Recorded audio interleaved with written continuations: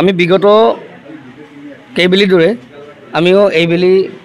প্ৰভাতী সৰোজ নাট্যগোষ্ঠী অৰ্থাৎ সামাজিক সাংস্কৃতিক এটা স্বেচ্ছাসেৱী আমি এটা সংস্থা আৰু আমি ইতিমধ্যে এই অনুষ্ঠানটো আগতেও আমি বাহাল ৰাখিছিলোঁ আৰু এইবাৰো বাহাল ৰখাৰ স্বাৰ্থতে আমাৰ বিশেষকৈ যি আমাৰ অঞ্চলৰ তথা আমাৰ গাঁৱৰ যিখিনি ছাত্ৰ ছাত্ৰী এই ছাত্ৰ ছাত্ৰীখিনিক এটা সম্ভাষণ লগতে উদগনি দিয়ামূলকভাৱে আমি এটা সৰুকৈ অনুষ্ঠান আগবঢ়াইছিলোঁ আৰু এই অনুষ্ঠানটোত সঁচাকৈ অভিভাৱক তথা বিশিষ্ট ব্যক্তিসকল আৰু লগতে ছাত্ৰ ছাত্ৰীসকলক উদ্দেশ্যি আমাৰ যিসকল বিশিষ্ট ব্যক্তিসকলে ধুনীয়া ভাষণ ৰাখিলে আৰু আজি এই অনুষ্ঠানটো সুন্দৰভাৱে সুকলমে চলি গ'ল আৰু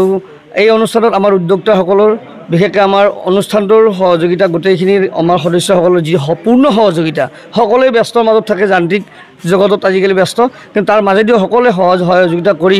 যি অনুষ্ঠানটো সুকলমে পালন কৰিলে এজন সভাপতি হিচাপে মই সকলোকে ধন্যবাদ জনাইছোঁ আৰু অনুষ্ঠানটোৰ সকলোকে মানে ছাত্ৰ ছাত্ৰীসকলৰ উজ্জ্বল ভৱিষ্যত কামনা কৰিছোঁ। নাট্যগোষ্ঠী এটা স্বেচ্ছাসেৱী সংগঠন